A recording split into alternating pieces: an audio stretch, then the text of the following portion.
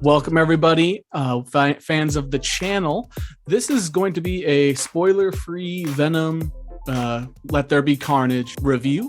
So we're going to go through a few topics, which a few categories that a lot of critics go through, giving our general score and trying not to give away too much of the story or any of the story at all if we can.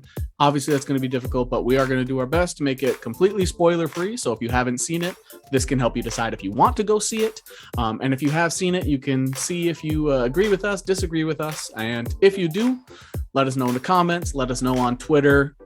If you do enjoy it, hit like, subscribe, and, kiss us. So we're going to start here. The first topic we're going to go over is depth of thinking. So we're just going to talk about, did the actual movie create a sort of, were you thinking a lot when you were watching? And when you were done watching, did it make you think anything? Or was it kind of just more of a, gives you everything at the flat surface? By the time I was done watching, it definitely made me think. You mean the credit scene? More on that later. Just from the overall standpoint of the runtime of this movie, I felt like, and I'm sure you can agree on this, there was a lot of, it could have been like a 2-hour movie. Yep. And I felt like it would have been a lot better just because the fact that I felt a little rushed throughout most of it. Like the pacing was quick. There were 2 parts of the movie that I thought were too fast. Otherwise, I thought if they extended it, it might have gotten a little too slow, or they might not have been able to produce good quality, which is why when we were done, I stated that I was okay with it being quick, because I would rather them give us a quick movie that feels too fast than a movie that's too long that felt like they were just trying to fill it if they didn't have the ideas for it. Sure. But yeah, I think a common complaint has been the pacing. And there were 2 parts of the movie that I did feel like did move too quickly. And one had to deal with Carnage, his immediate goal. Wow, spoiler, Carnage is in it? When Carnage's immediate goal, which if you saw the trailer or you saw the Birth of Carnage clip, you know that when he becomes Carnage, when you get to the birth of Carnage, he has one immediate goal in mind, and it was his ability to achieve that goal happened very fast, in my opinion. And that's one part that I would have liked to slow down, because it is better when a villain struggles a little bit. It's better to me because you can root for the villain a little, which is I tend to do. I think let's just compare it to and I hate to do this, but fan 4 stick. Like Doom, for instance, was just like he immediately gets just Doom. He's just Doom, and then he just goes around and explodes people's heads and walks through the compound, and he's just like unstoppable. And then when the Fantastic Four decide to fight him, he's defeated instantly. Yeah, he doesn't really get a time of victory. Yeah, so. All the best moves, all the best villains tend to. Then that's not a spoiler for Venom, because it doesn't happen like that. Right, that is not how Venom happens. We're just saying for comparison. Like the buildup of Carnage was very quick. But in terms of depth of thinking, when it comes to while watching the movie, we talked about this in, I believe it was Black Widow. It might have been Shang-Chi, one of the 2. I mentioned that it was Shang-Chi. I mentioned that there were statements made by the villain that made me think about life in general, just general maxims, thoughts, ideas, concepts. That didn't happen too much in this movie. However, again, with the villain, Carnage, there were a couple times where he started making statements that made me think, because I wanted to figure out later on in the movie, what is that going to mean? Like, why is he saying this specific thing? Because it doesn't seem to attach to what's happening now. And then it all he said multiple different things throughout the movie that eventually came together. So in terms of that, I thought that depth of thinking was really nice. Sure. But in terms of outside the movie, did it really make me think? Did it make me contemplate humanity, reality, anything like that? Right. Not really. It was more of just thinking about the Marvel/Sony universe. So this is kind of, I guess this kind of ties into the third one, the authenticity in relation to what is being depicted. But from the depth of thinking in regards to the creators of this, like Andy Serkis directing it and all the producers that are on it, how they thought Carnage should look was pretty spot on. Yeah. They're I guess that's not the movie. So we can get into that probably when we get to the authenticity that part. That's kind of skipping. The next thing that we're going to talk about was the emotional impact. So it's very similar, in my opinion, in depth of thinking, because it involves how you felt and what you're thinking about. But in terms of like an overall emotional impact, all the other reviews and descriptions of this movie, both positive and negative, is the relationship between Venom and Eddie is either too much of the focus, is they don't like the direction it went. Because of that, I think the emotional impact is actually one of the best parts of the movie, because there are parts of the movie where you feel for the villain. There's parts of the movie where there's a couple parts I feel really bad for the villain. There's parts where you kind of go through. This ties in with it moves a little bit too fast. In the beginning of the movie, you feel for Eddie, but not for long. You feel bad for him, but really not for long.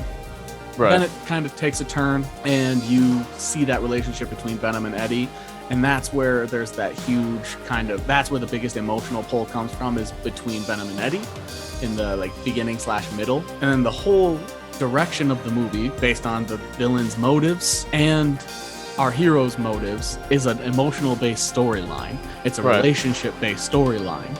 So in my opinion, the emotion side of it is actually the strongest part of the movie. Right. I think this kind of this ties into the emotional impact. So you're talking about the relationship between Eddie and Venom throughout the whole thing, which I think is like dead on. That's what the really the pulling part of this movie is. Yep. Like that kind of is that's gonna pull people to it. That you get this. They're kind of, just use the analogy because relationships. The first Venom, it's like they're going on dates, right? The couple first dates. They're starting to, horrible analogy, feel each other out. And then the second one, it's them like continuing their relationship, the ups and the downs in their relationship. And that's usually once you start living together for a long period of time. That's when you start really getting to know somebody. And that's when you figure out the true positives and negatives. Yeah. And you also, you get that with Carnage. However, like we talk about pace again, their relationship was like very quick. Yep. And you know how in first Venom, it's like they're like, Eddie Brock's like, what the hell is going on? Like, what is going on? And then all of a sudden someone's talking to him, right? Venom's in his head. This thing comes out and is talking to him like this. He's like, what the hell? Like, I don't understand what's happening. And I guess I kind of missed that, kind of like you don't get that from both sides, all the relationships in there. Absolutely. Yeah. I get that a lot. Yeah, I can see where you're coming from. I think there's a couple points in the movie where you do get that, but it's not the same. It's similar to you never get that first feeling in a relationship again. Yeah, you get a little bit of that emotion and that those interactions, but it's not quite the same, and it's not as in depth as it could have been. And that's again to do with the pacing. But we were going to touch on next was the authenticity, and you mentioned how Carnage looked. Yeah, so I agree. He looked spot on. Yeah, Carnage looked 100% what you expect Carnage to. A lot of people were mad that Carnage was bigger than Venom, but in the comics, they're Venom's shorter than Carnage, whereas Carnage is taller and skinnier, and Venom's more broad. Yep. So Carnage is supposed to be taller. Well, and because of his tendrils or whatever, he has more tendrils. of them. That's a good. His more extensive tendrils. He looks bigger from that standpoint, and it's also. Yeah, you might not like it because it's not exactly the same. Like Venom's supposed to be taller in the comics, but Carnage looks bigger because of the tendrils and all that. And Venom's wider, but Carnage is taller. Yeah. Carnage looks bigger in this, partially because that's the way it's an emotional base, from a cinematic standpoint. It helps make the villain right. It helps the villain seem more unbeatable when he looks stronger. Right. That's why Venom doesn't have the extensive tendrils. He just looks like a big muscular symbiote, because he's supposed to be that anti-hero. So they don't really have him use his symbiotic powers as much because they're trying to make him less overpowered, less strong. So when you look at Carnage, who's able to do what he can do, it seems more unbeatable. And so I get wanting to stay closer to the comics, but they've made so many changes to comic book characters. Right. Changing the size a little bit shouldn't be the one thing that deters you from liking or disliking Carnage. Right. So I think authenticity wise, I thought they absolutely, the only thing they didn't nail it on is the fact that it was PG-13. Yeah. which we've talked about that before. I would have loved if they did a Deadpool, Once Upon a Deadpool thing where they had a PG-13 version and an R-rated version of Venom. Absolutely. Because there were times where I wanted Carnage to do more, or there were times where they showed Carnage doing what he was doing, but they took away the parts that would have made it rated R. Where it's like, if you were into Carnage for that reason, for him to let there be Carnage, in order for that to happen, you really need that. Oh yeah, he should have. And if you've seen the Birth of Carnage clip, you see him murder a lot of people, but he should do more. Like there should. And going into the movie, not knowing anything about it, you should expect a title of Let There Be Carnage, or even knowing a little bit about what Carnage is. You should expect him to murder like a whole bunch of people. Be like Venom should like realize that he needs to stop this guy doing this thing. Also, while we're on the authenticity part, Woody Harrelson played Cletus Cassidy perfectly as well. Yeah, absolutely. So not only did Carnage do well, and Eddie Brock, we've seen Eddie do Venom, like we know that he does a good job there. But Woody Harrelson as Cletus Cassidy was authentic, 100%. He had the right mannerisms. He had for both as like a crazy person in public as well as a crazy person inside his head. And the solo scenes, like I thought Woody Harrelson. It depicted his story too. Like it showed enough of his story where you understand why he is the way he is. Yeah. Yep.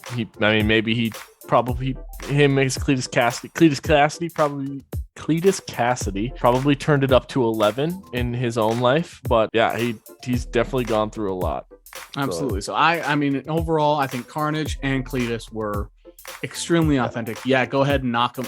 They lose a point. They're not a perfect 10 out of 10 because Carnage isn't the exact. Like Carnage is also Carnage's dark accents and his colorations in the comics were also stronger blacks, but that's because you have to have stronger blacks. Yeah, you drawing. You learned what you did wrong with the Riot versus Venom fight. Mm-hmm.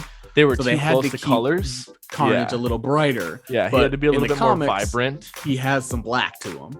Yeah, and they did really well with like the lighting and where they fought. So like where they fought, there was a bunch of like lights behind Carnage, and you could tell like there wasn't that much lights or behind Venom. So like you could tell it was like the brighter reds where the color is, and then like the darker colors where Venom is, and you can tell from that. There's two other people that Anne and you can tell Anne and Dan are back. Yep. Like they're back in it. They have the same kind of role. They're the same, just like Eddie, Venom. They're kind of the same. It's the same kind of role. But we got introduced to two other people: Detective Mulligan and then Shriek, which you saw them both in the trailers. Yep, you've seen those people. I mean, Detective Mulligan is pretty. I mean, right on to what a detective's gonna do. Yep, and he had.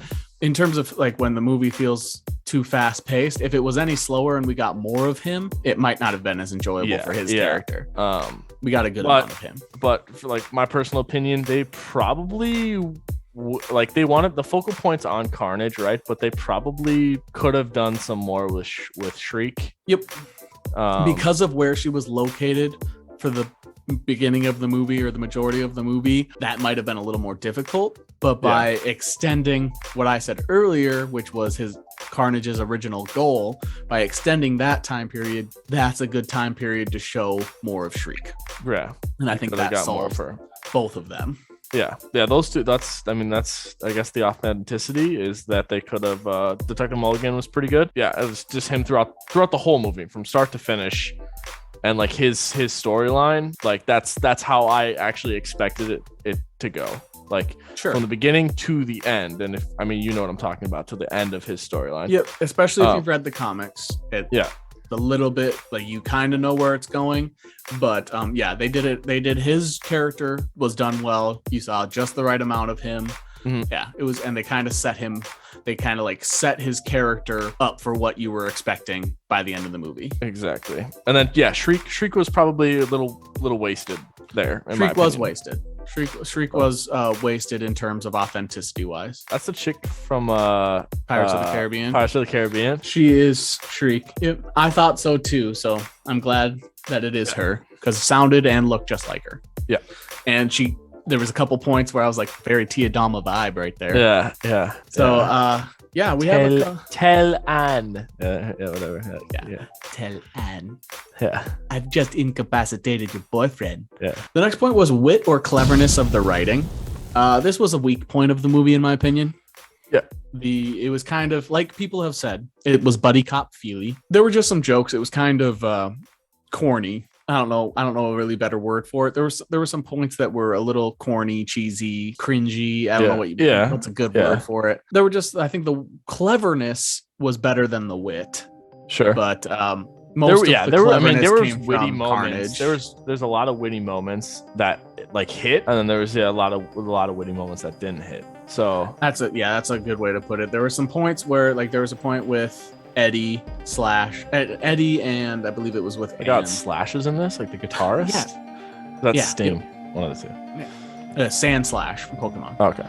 Yeah, Eddie, Sand Slash, and Anne were all together, and there was a point there where I thought Anne was clever, and then there was some dialogue that I thought was clever in that discussion, and then overall I think Woody Harrelson / Cletus / Carnage had some cleverness. Oh yeah, absolutely. Yeah. Especially in his actions. Yeah. But in terms of the writing, his dialogue too, like his dialogue. Yeah. But overall, I think the Venom, who is the focus and title of the movie, I thought his wit / cleverness was a little weak, kind of cheesy. It has been going it is cheesy. It's a little, not to the point where it makes the movie bad, but it could have been better. Right. I think the cleverness from the writers on where to drop the one F-bomb was good. That was the perfect for the time. It is PG-13. They are allowed to say the F word. I believe it's twice. They might have changed it to once, because it used to at least be twice, according to John Travolta back in the day. But yeah, they did place the one F-bomb in a good spot. Yeah, I agree. So that was clever, but overall, in my opinion, the writing, it kind of tugged on the middle. But usually, just like it usually happens, the villain got the most clever / witty. Right. Lines. Yeah. And then our last topic is originality, which we've mentioned this in our previous reviews / breakdowns, whatever you want to call them. It's hard to be original when you're writing for a character or creating something that's already been done. Right. Venom has been done countless for a times, while. Countless so many iterations of Venom. Because like the Topher Grace version was original. That didn't necessarily make it good. Yeah. In terms of originality, especially with the way modern Marvel fans and comic book movie fans are, they can't really be as original as they would like to be. Sure. Because if they stray too far away, people get upset. But because of the direction that they're heading with Venom, I think originality was a good choice, or was a good score. I would give it a good score. Sure. But the originality with the villain kind of tugged on the middle to me. There was the direction of the story for the villain, where they decided to go with it near the end, was not as original. Was questionable. Yeah. But I thought so as well. Where they're going with Venom, I would say is original. Oh yeah, absolutely. Yeah, it's very, very curious to see what is going to happen next. I think that is going to be. I think Venom will get not a makeover in regards to like his look or anything, but he might get a little bit of one. But a little bit of one.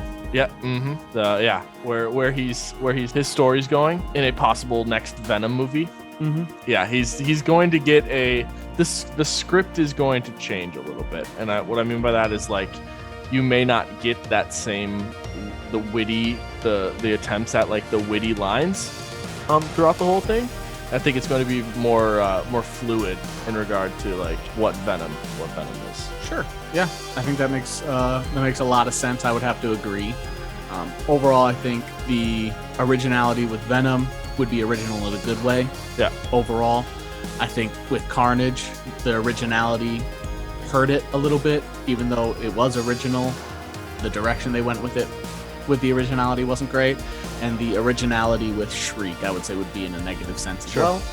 The originality with most of the characters, though, overall was positive, except for the villain. So yeah, it was solid there. So we can just kind of go over our overall feelings if you'd like. The overall feelings. Let's give it a rating. Little disclaimer: we will be going over with spoilers in our podcast when we record it this week. We'll be doing spoilers. So if you do want to see when we talk about it with more information and spoilers, that'll be coming out this Saturday, or should be coming out.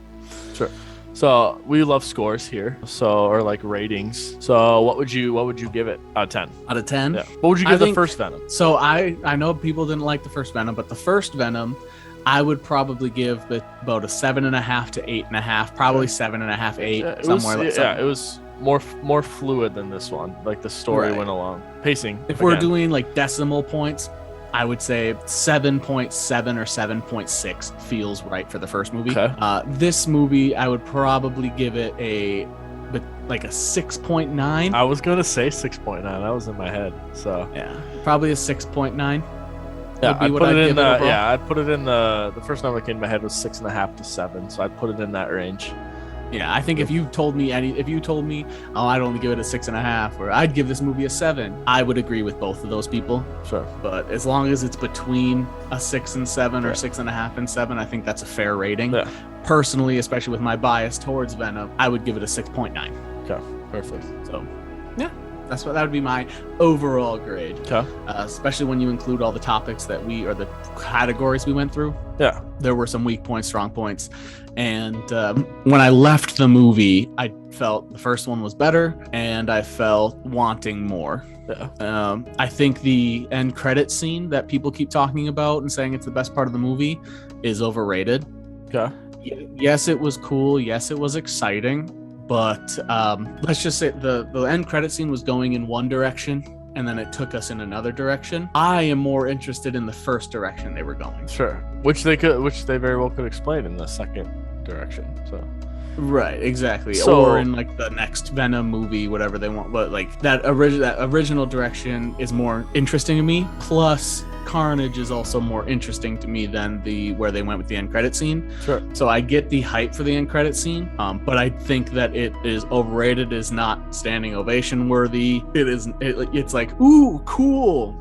I can understand the excitement up to like, ooh, that made me pee a little. I get it. Like that, it was exciting. But if you gave us a better, more in-depth Carnage story and showed us a better direction of where you were going with it in the future, would have been better than... Sure. I want more. I would have rather had more of that than what they did with the end credits. Sure. I would say I like the movie overall.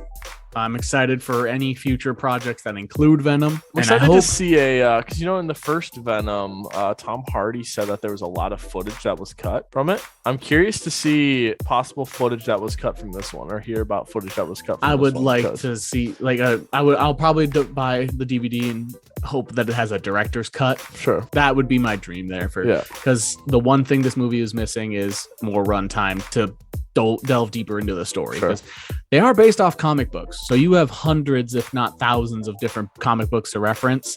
And Venom has been part of everything in the comics in terms of like Marvel, not necessarily MCU, but like in terms of he was part of in the comics, he's taken over every member of the Guardians of the Galaxy. He's taken over, I think it was Silver Surfer and every member of the Fantastic Four. Right. He's taken over a majority of the X-Men. So like he's been part of all the major ones, basically. Yeah, and going forward, we're gonna be getting Thor: Love and Thunder. Gore the God Butcher has a little a weapon here that is tied directly to the symbiotes, and we've also gone to Nowhere. Yeah, which Nowhere was in the comics defeated by a symbiote. Yeah, it was beheaded by that same sword. There you go. The sword is the symbiote. That sword is what Null created, but I don't know if they're ever gonna. Eventually they will. I think they will eventually. If they're smart, they will. But yeah, all black, the Necro sword. They gotta explain that. I don't know how they're gonna explain that without.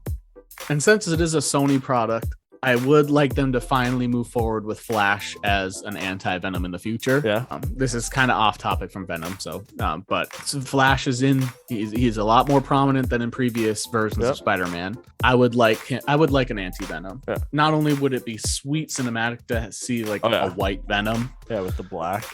Yeah, I think that would look sweet, but also because, we need more symbiote information. We need a better world of symbiotes, because just like Hulk, there's so much more to the Hulk. There's Hulk planet, symbiote planet. Like there's so much more that we can go into. that I believe they should. Yeah, so there's our spoiler-free Venom review. If you like what we had to say, feel free to drop a like or subscribe. Check out our podcasts or some of our other videos. If you disagree, please let us know in the comments or on Twitter, because I would like to hear what your information, especially with a lot of fans having a negative reaction, kind of counterpoint to what we've had to say today. And the box office. Counterpoint to what the box office is doing, because it broke the record for the box office. Yeah, for a Friday night or something, or a Friday, Saturday or something so far. For all of lockdown, for all of COVID, for as long as COVID has been caused CDC. Yeah, but Shang-Chi's opening weekend beat all that. Like beat that record. I thought it did too, but it was listed as record-breaking weekend. So counterpoint to what the box office said and what most people have said. We've seen a lot of negative reactions. So if you do think negatively of it, I want to hear why. Please don't just say this movie's bad. Let us know like why, like what makes it bad. I saw one of the most popular complaints has been CGI. So like, go ahead and say like, oh, the CGI was bad. That's fine. But like, don't just say it's bad, because I want to hear why, because I'd love to hear why. And so maybe I can get a different point of view from people. So yeah, we'd also like to, if you give us a point on why you think it's bad, we would also like to, give our statement or our reasoning on that same effect and give you what we thought of it too. And then if you did like this as well, we'll be giving a more in-depth with spoilers later this week when we record our podcast, which we record weekly, called the Glacier Gamble Podcast. I'm glad you stopped by to watch this. I love these spoiler-free ones because I always wished there was more spoiler-free reviews out there. It's fun to like think about what we're saying and be like, okay, how do I phrase this to not giving something away? Yeah. Right.